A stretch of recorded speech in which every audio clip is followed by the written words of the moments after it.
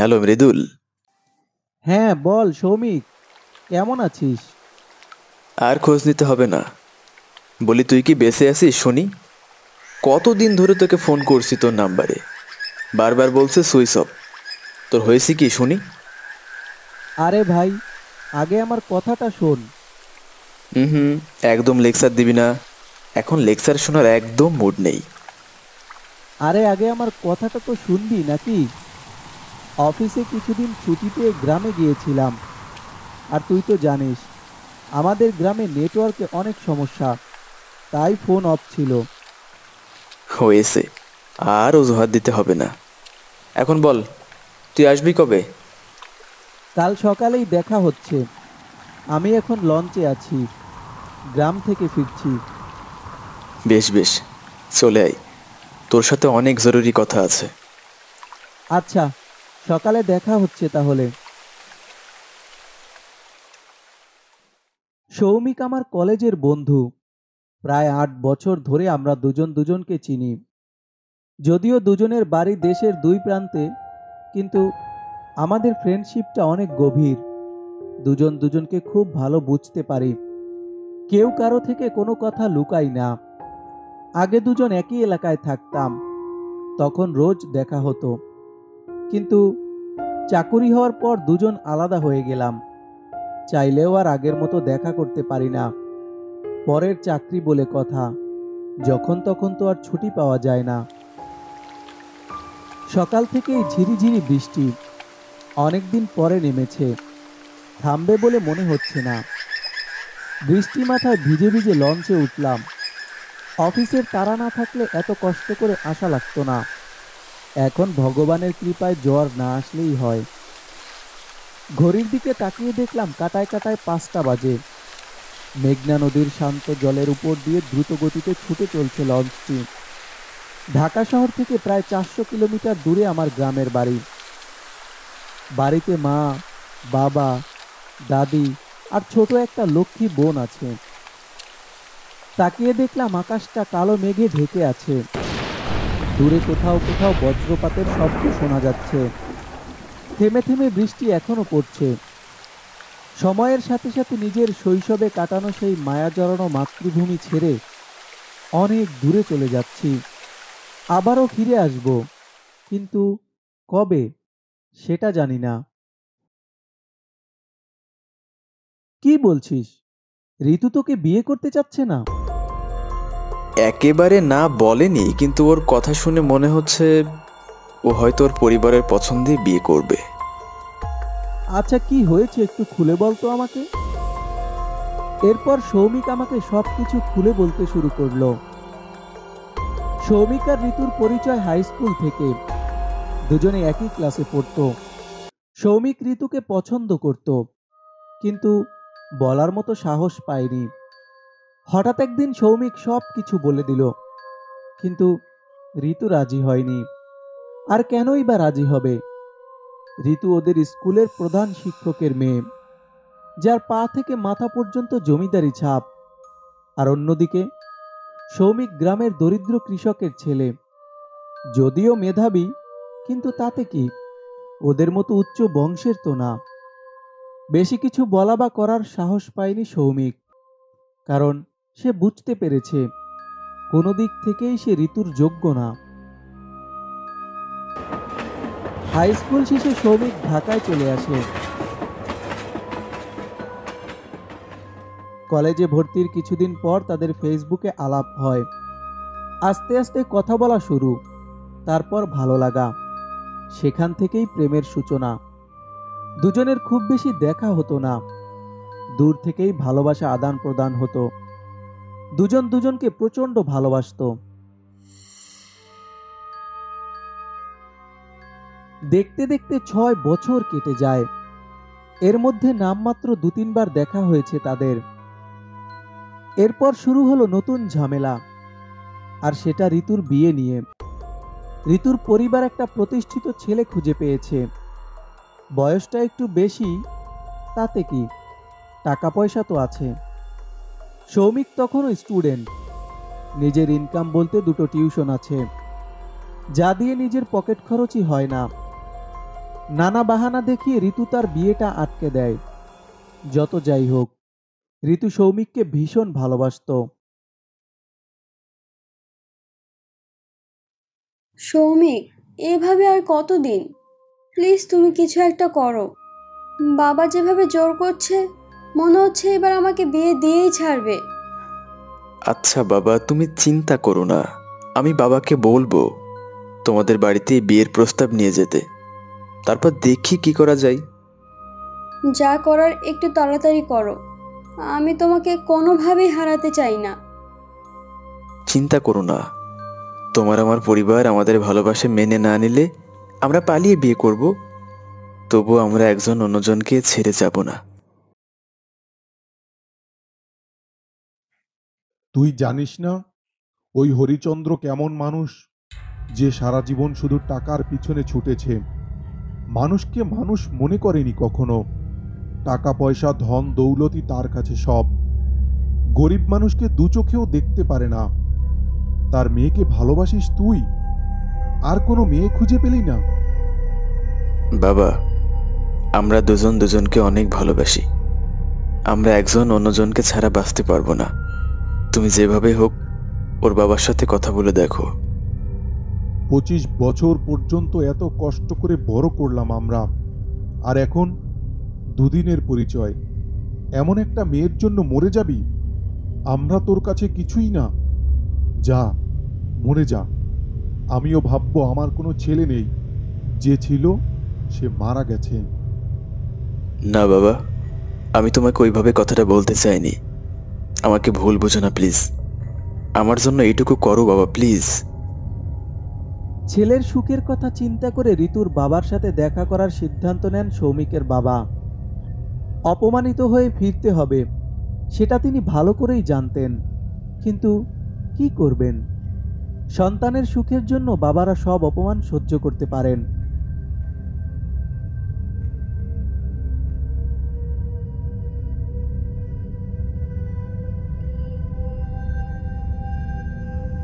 চুপ কর। বামন হয়ে চাঁদের দিকে হাত বাড়ানো হচ্ছে। তোর সাহস হয় কিভাবে একজন দিনমজুর হয়ে আমার কাছে এমন প্রস্তাব নিয়ে আসার? ঘাড় ধাক্কা দিয়ে বাড়ি থেকে বের করার আগে এখনই চলে যা। আর কখনো এমন প্রস্তাব নিয়ে আমার সামনে আসলে তোর ছেলেকে এই পৃথিবী থেকে উধাও করে দেব। ফকিন্নির আবার বিয়ে করার শখ হয়েছে। রামু, এই রামু, এই আবর্জনাটাকে বাইরে ছুঁড়ে ফেলে দে। এরপর কেটে যায় অনেক দিন। ঋতুর জন্য একের পর এক ছেলে দেখেই যাচ্ছে ওর বাবা। কেউ বড় বিজনেসম্যান, কেউ প্রবাসী, কেউ বা বিসিএস ক্যাডার, কেউ বা কোটিপতি। ততদিনে সৌমিক অনলাইনে ইনকাম শুরু করেছে। দিন দিন তার ইনকাম বাড়তেই থাকলো। আমি আর সৌমিক শেষবারের মতো চেষ্টা করলাম যাতে ওদের বিয়েটা হয়। ঋতুর দুলাভাইয়ের সাথে দেখা করলাম, সবকিছু খুলে বললাম, কিন্তু কিছুতেই কিছু হলো না। দেখো মা, ওসব অনলাইনের ইনকামে কোনো ভরসা নেই। আজ আছে তো কাল নেই। দুদিন পর পথে বসতে হবে। আমার পছন্দের ছেলেকে বিয়ে করলে তুমি সারা জীবন সুখে থাকতে পারবে, যখন যেখানে খুশি ঘুরতে পারবে। ও তোমাকে নিয়ে ঘুরতে যাবে তো দূরে থাক, ঠিক মতো খাওয়াতে পারবে কিনা সন্দেহ। আর তাছাড়া ওরা অনেক নিচু জাতের, ওর সাথে তোমাকে কোনোভাবেই মানায় না। বাবা, সৌমিক খুব ভালো ছেলে। আমি ওকে খুব ভালোবাসি। আর একবারও ওর নাম তোমার মুখে নিলে একদম মেরে ফেলবো। তোমাকে না, তোমার মাকে মারবো। এরপর আমি সুইসাইড করব। মরার আগে আমার সব সম্পত্তি আমার ভাইয়ের ছেলেদের নামে করে দেব। বাবা, তুমি এমনটা করতে পারো না। আমি কি পারি আর কি পারি না তা তুমি কল্পনাও করতে পারবে না। ওর বাপ দাদারা আমাদের বাড়িতে কাজ করেছে, সবাই ছিল দিনমজুর, আর তার ছেলে হয়ে আমার মেয়েকে বিয়ে করতে চায়। কত বড় সাহস! আমি তোমাকে সাফ সাফ একটা কথা জানিয়ে দেই, কান খুলে শুনে নাও। তুমি ওকে ভুলে যাবে, আর আমি যার সাথে বিয়ে ঠিক করব তাকেই বিয়ে করতে হবে, মনে থাকে যেন।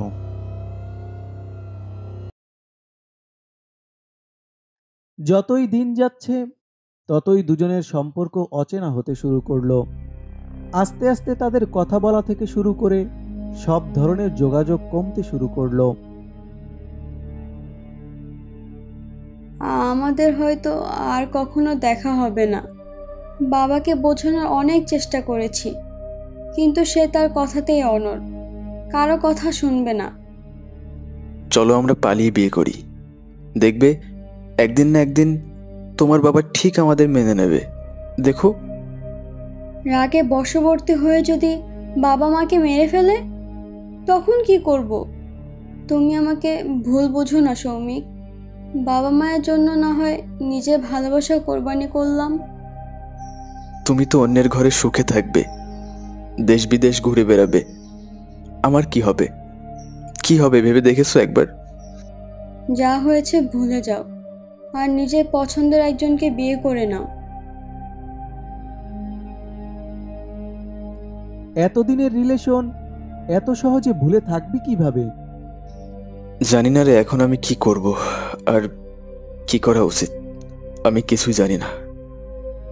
আচ্ছা তুই এখন বাসায় যা, এখনো তো ওর বিয়ে হয়নি, ধৈর্য ধর। বেশ কিছুদিন কেটে গেল, কিন্তু সৌমিকের কোনো খবর নেই। কোথায় আছে কে জানে। ওই দেখো, ওর কথা ভাবতে ভাবতেই কল চলে আসলো। কি খবর তোর? কতদিন হলো কোনো খোঁজ খবর নেই। কোথায় থাকিস আজকাল? এত কথা উত্তর দেওয়ার সময় নেই। আগামীকাল সকাল 10টায় রেডি থাকিস, মেয়ে দেখতে যাচ্ছি, পছন্দ হলে একবারে বিয়ে করে বাড়ি ফিরবো। কিসের মেয়ে? কার মেয়ে? Hello Soumik, hello. যাক বাবা, কেটে দিল। কি বললো কিছুই তো বুঝলাম না, পাগল টাগল হয়ে গেল নাকি? তোর কাহিনীটা বুঝলাম না ভাই, কোথায় যাচ্ছিস একটু বল তো পরিষ্কার করে। আরে গাড়িতে ওঠ, যেতে যেতে সব বলছি, ওঠ ওঠ। এরপর সৌমিক আমাকে সব খুলে বলল। ঋতুর সাথে সমস্ত যোগাযোগ বন্ধ। আগামী 7 তারিখ ঋতুর বিয়ে, তাই সৌমিকও ঠিক করেছে একই তারিখে ও বিয়ে করবে। মামার পছন্দের একটা মেয়ে আছে, আজ তাকেই দেখতে যাচ্ছি। সৌমিকের দিকে তাকাতেই দেখলাম ওর চোখ দুটো পানিতে ভেজা। অভিমান করে নিজের ভালোবাসাকে ছেড়ে দিয়েছে। মুখে যতই হাসি থাকুক, মনের কষ্ট চোখের পানিতে ফুটে উঠেছে। যাক, অবশেষে একটা ভালো কাজের সিদ্ধান্ত নিয়েছিস। এছাড়া আর কি করবো তুই বল? ও যদি নিজের সুখ নিজে খুঁজে নিতে পারে, আমি কেন ওর জন্য কষ্ট পাবো? ও আমাকে ভুলে গেছে, আমি ওকে ভুলে থাকবো?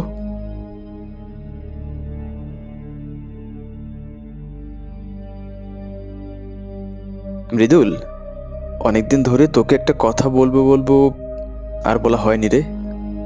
কি কথা বল, আমি শুনছি। আচ্ছা শোন না।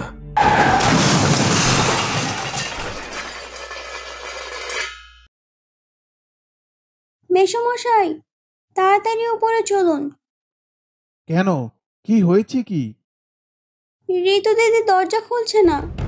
অনেকক্ষণ ধরে ডাকাডাকি করছি, কিন্তু কোনো সাড়া শব্দ নেই। কি বলছিস এসব? তাড়াতাড়ি চল।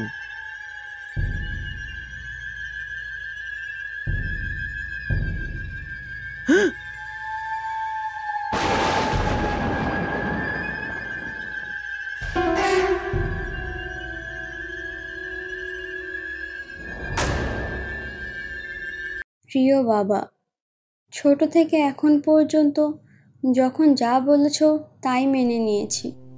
তুমি যাকে কালো বলেছ, আমি তাকে কালোই চিনেছি। যাকে ভালো বলেছ, আমিও তাকে ভালো মেনে নিয়েছি। জীবনে 25টা বছর আমার জন্য অনেক কষ্ট করেছ। মুখ ফুটে কখনো কিছু চাইনি তোমার কাছে। জীবনের বাকিটা সময় যার সাথে কাটাবো তাকে পছন্দ করার কি আমার কোনো অধিকার নেই? তোমার মেয়ে সুখে থাকলে কি তোমার খুব বেশি ক্ষতি হতো বাবা? নিজের অহংকার, গৌরব, ধন সম্পদের পাহাড় নিয়ে অনেক বছর বেঁচে থাকো এই কামনা করি। আমি চলে যাচ্ছি। আমাকে বাঁচানোর বৃথা চেষ্টা করো না, কারণ যেখানে যাচ্ছি সেখান থেকে কেউই ফিরে আসে না। ইতি, তোমার হতভাগী মেয়ে।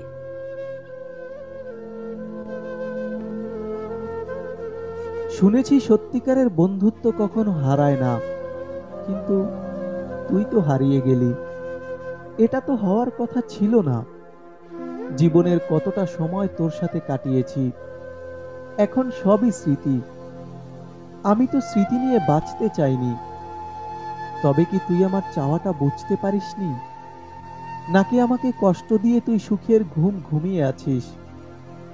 মনের মধ্যে সযত্নে লুকিয়ে রাখা সেই গোপন কথাটাও আমাকে বলতে পারলি না। না জানি কতটা কষ্ট লুকিয়ে রেখেছিলি নিজের ভেতর। তোকে ছাড়া আমি কিভাবে থাকবো এই নীরে? বন্ধু, তুই কি আবারও আসবি ফিরে?